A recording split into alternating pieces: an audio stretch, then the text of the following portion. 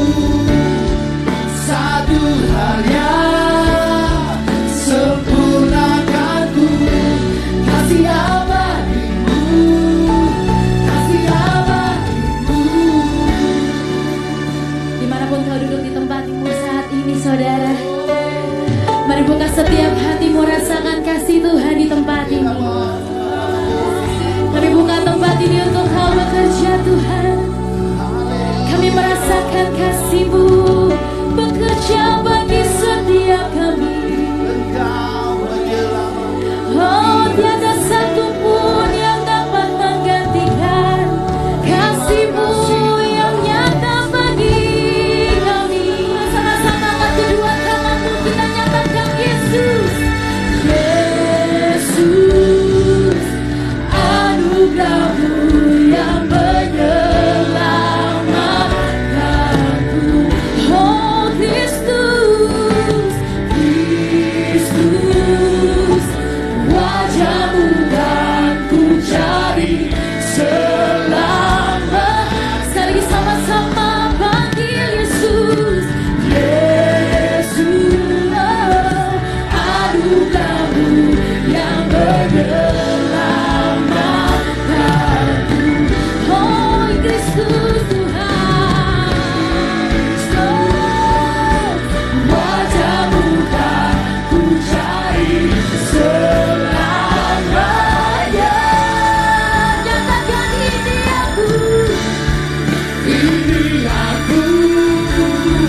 Rendahkan hati, terkagum akan keagungan diri-Mu.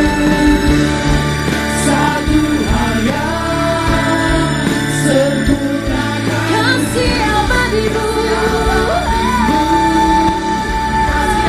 Ini aku Tuhan, pilih aku.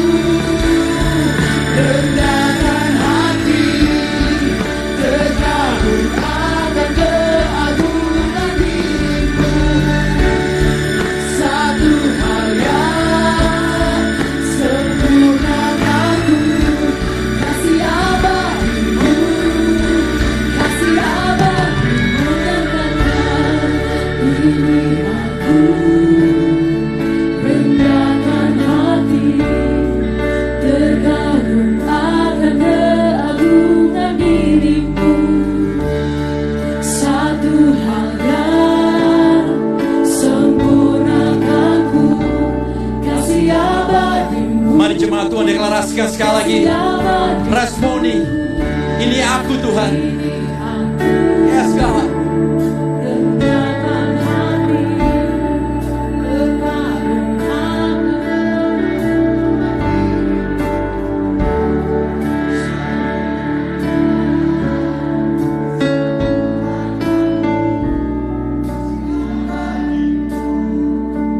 Kasih abadi. Benar Tuhan, ini deklarasi kami Tuhan pada pagi hari ini Tuhan. Bahwa ini kami Tuhan. Shalom Bapak Ibu dan teman-teman semuanya.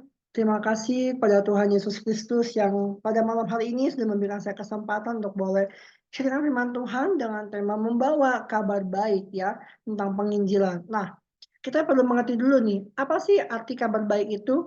Ya, kabar baik atau penginjilan adalah di mana kita memperkenalkan Tuhan Yesus sebagai Tuhan dan Juru Selamat Allah kita yang hidup ya kepada semua orang yang belum sungguh-sungguh menerima Tuhan Yesus dalam hidupnya dan belum percaya kepadanya. Jadi bagaimana penginjilan itu adalah di mana kita memperkenalkan Tuhan Yesus sebagai Tuhan, Juru Selamat Allah kita yang hidup ya pada semua orang. Nah, yang pastinya pada orang-orang yang belum sungguh-sungguh menerima Tuhan Yesus ya. Nah, kita baca dulu ayat firman Tuhan yang dalam Matius 28 ayat 19 sampai dengan 20.